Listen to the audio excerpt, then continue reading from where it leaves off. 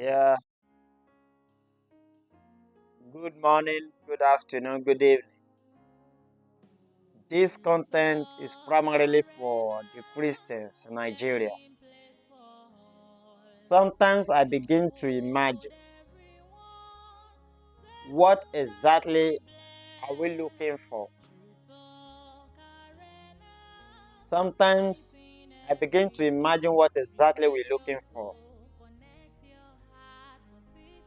Most time, do we really think it is what we are praying for that we are looking for? We do pray for God's blessing, good and fine. It is everyone's choice to make it in life. But when you pray for God's blessing and you get this blessing and you still keep disturbing God over what? Why I'm saying this, I know blessing has no limit. But why I'm saying this is to call our attention to so many things. And I will use some people as case studies to this analysis. If you, as a Christian, God help you or God raised somebody to help you, probably you learned tailoring work, God raised somebody, be it your parent or your boyfriend or your husband or so, anybody you call it, and the person come to your aid, you learn tailoring as a trade, and you get somebody who did freedom for you, open up a shop for you, equipped the shop, and now you don't go to this shop. You will go to morning service. You will go to afternoon service.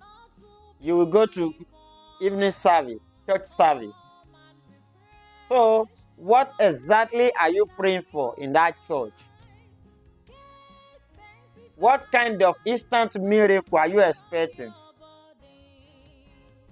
When you don't what? When you don't sit at your place of work where God could bless you more, where you can get work to do. You see, sometimes I begin to tell some of my friends, this is not the Christianity we are talking about. Sometimes, even from the Bible, we didn't hear that Jesus Christ just sat in a place and was praying. We see several places where we heard that Jesus walked.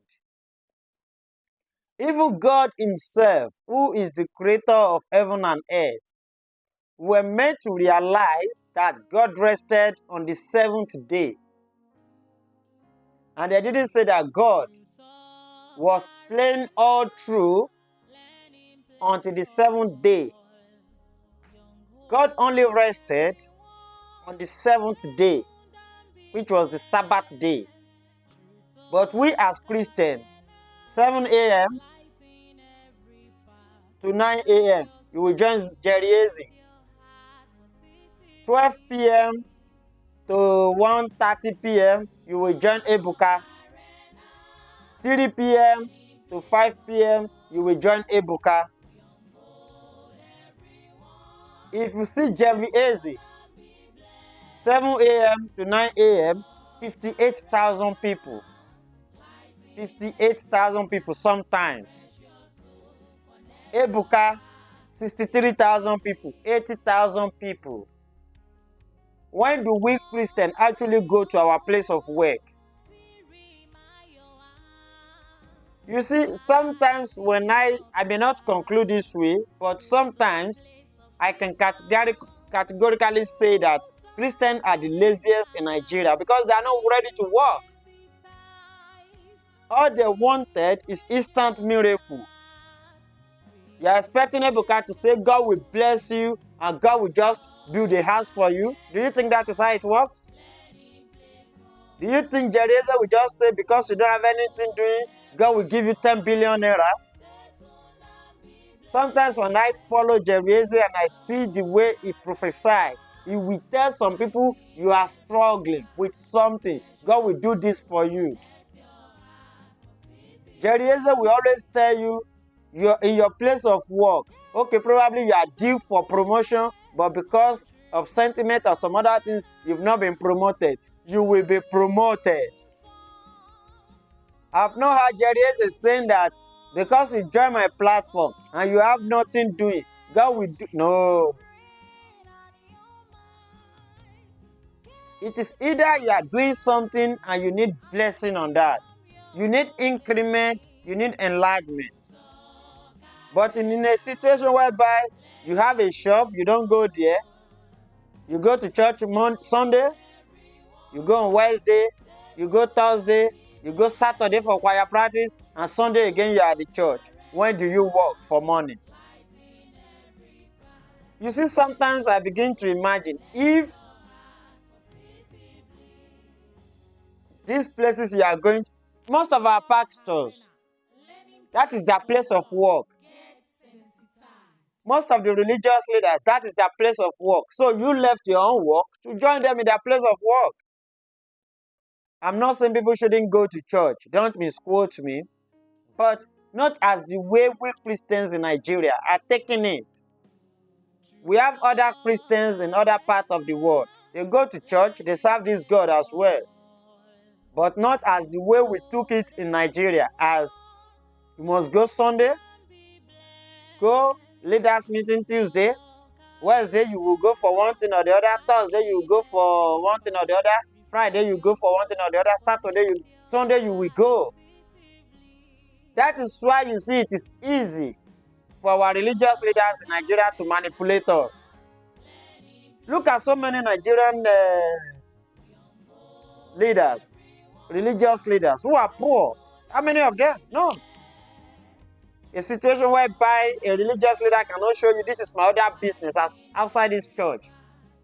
You see some religious leader having 3 private jets. Do you know how much it takes to maintain one private jet in a year?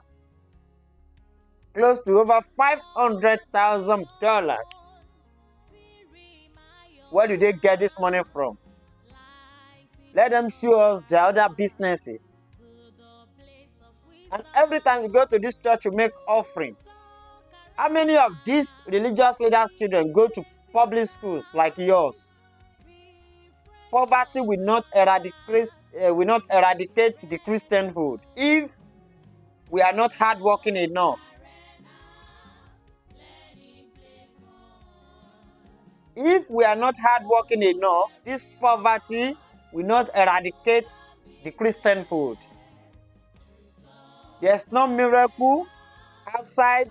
You put a small tuber of yam, after some months, it germinates up. After few months, you see it turn into tuber. No miracle that passes that. It is your handwork that God blesses. Not just doing nothing. Not just doing nothing. Jesus Christ himself worked. God himself, who is the creator of heaven and earth, I say again, he worked hard and he rested. Out of the 7 days, he rested just 1 day, on the 7th day. But we Christians of today, in Nigeria especially, we don't want to work. We want instant miracle. We want instant blessing. Do we think that is how it works? What other miracle do you expect? Outside you put a stem of cassava and after a few months it becomes tuber. God blesses a working hand, not the lazy ones. So if you are doing something, God will definitely bless you. God will put increment. But if it tends to do nothing and you expect God to do something, my brother, I tell you, you are on your own. So sometimes we should stop calling God to things that are not necessary. We should stop calling God to things that are not necessary because we cause majority of these things happening. This hunger is caused by us because many of us are not ready to work. So my people, if this is the first time of coming through our page, please kindly follow our page, like our videos, and if this is the first time you're coming through our YouTube channel, please kindly subscribe and give us a thumb up, please. And kindly, if you want to read more articles on our website, kindly check it out on www.truetalkarena.com. Thank you.